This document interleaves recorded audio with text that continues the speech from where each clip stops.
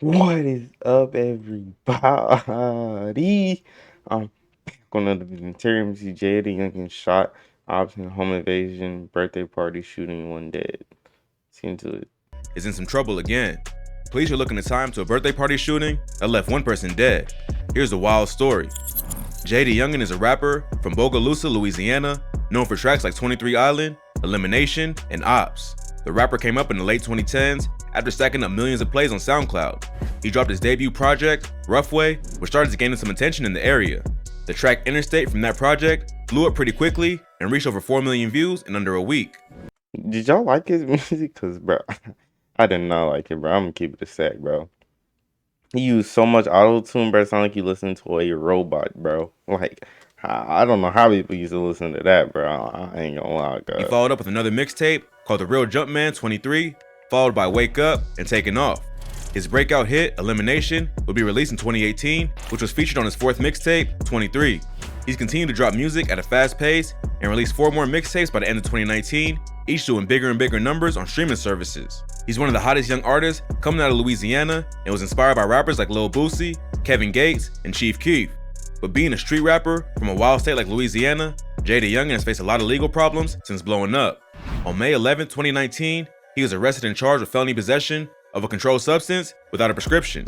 He was pulled over for speeding by Florida Highway Patrol in Gaston County, Florida, with 3 other people in the car. Police smelled marijuana, and when they searched the vehicle, they discovered 20 grams of marijuana, drug paraphernalia, and Oxycontin pills. Another person in the car was also carrying a firearm. The following day, he was released on a $2,500 bail. He was originally scheduled to perform at Rolling Loud, but had to cancel because of his arrest. Less than a year after that arrest, Jay got in trouble again for allegedly assaulting a pregnant woman. In March 2020, Jay's ex-girlfriend called the police and claimed that he had assaulted her. She was pregnant with his child at the time, and she alleges that following an argument, he grabbed her by the hair and punched her several times.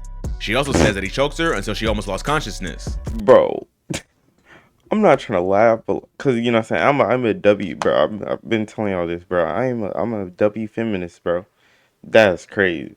That's crazy. Police then went to his residence on the 1400 block of Rocky Glen Lane in Houston, Texas. They raided the house and uncovered $24,000 in cash, promethazine, oxycodone, and multiple guns. They eventually found Jay hiding in the attic, and he was charged with assaulting a pregnant woman and illegal drug possession. A man who was in the house at the time, named Cardell Robertson, was also arrested for unlawful possession of a firearm.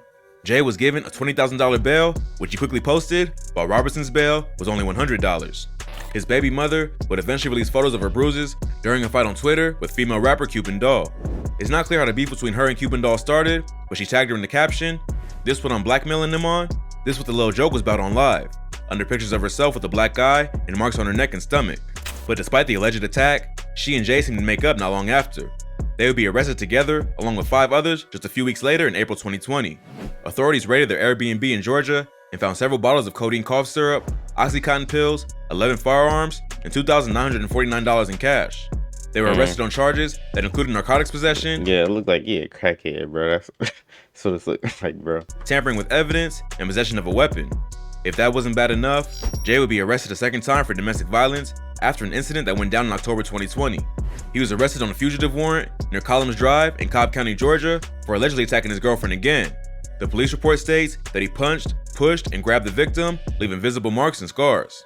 This time, he was charged with battery, family violence, and 3 felony fugitives from justice charges. By this point, she must have given birth to their child because it doesn't mention anything about her being pregnant. So, Jay is facing serious accusations, and it seems like these are mostly open cases he's still fighting.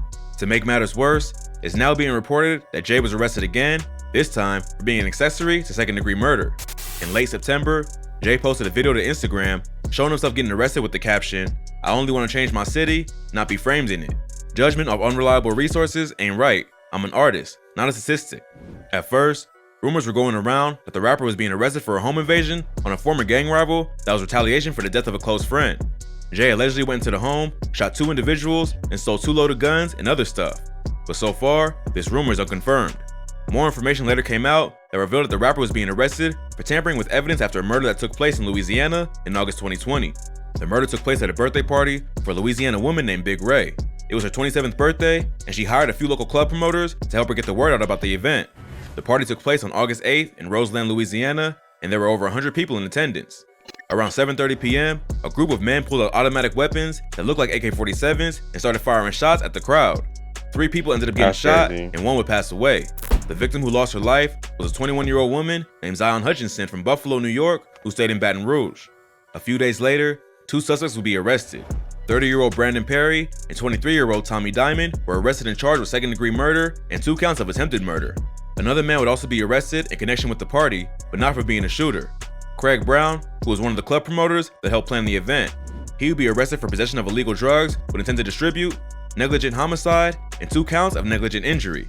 So it seems like the police caught him on a drug charge and were also holding him responsible for Zion's death because he was in charge of the event. If that wasn't crazy enough, Raven Warford, aka Big Ray, the woman celebrating her birthday that night, would also be arrested. She was also charged with 1 count of negligent homicide and 2 counts of negligent injury just for hosting the party.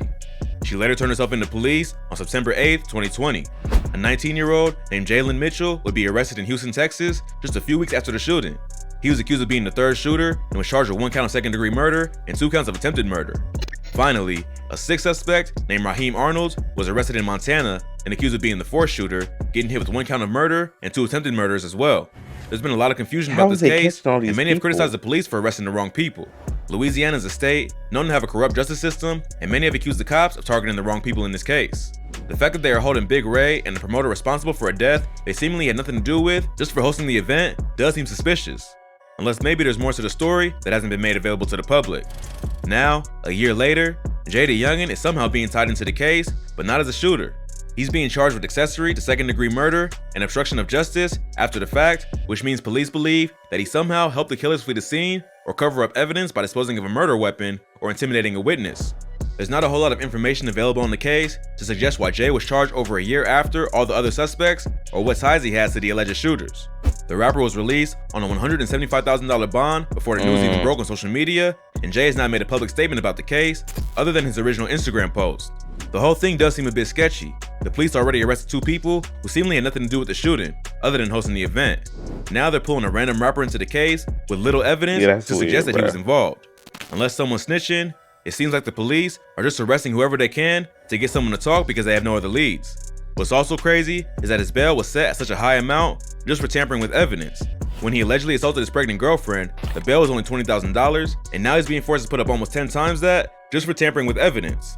At this point, there aren't enough facts available to prove exactly what happened or tell whether Jay is being unfairly targeted or if he's somehow involved. Stay posted for more updates on this wild story.